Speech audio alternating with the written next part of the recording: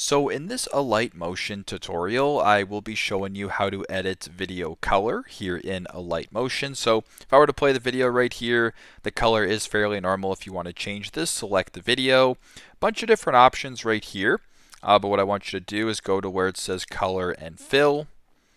Then once you're on this page, there's a bunch of different options you can go ahead and change here if you want. So if you just want to do a solid background, you can do a solid background. You can get creative, do what you got to do that way.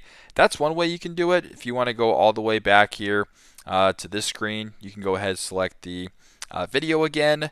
There's a bunch of different options here. Go ahead and select blending and opacity. Then once you're here, you can scroll down to where it says color. Then you can select some of these colors if you want. So there's the hue, saturation, color, etc. So you can go ahead and kind of play around with it that way. And if you want to keep it this way, you can, and just sort of go from there. So pretty simple, pretty straightforward. That is how to edit video color here in Alight Motion. Thanks again for watching, and hope this helps.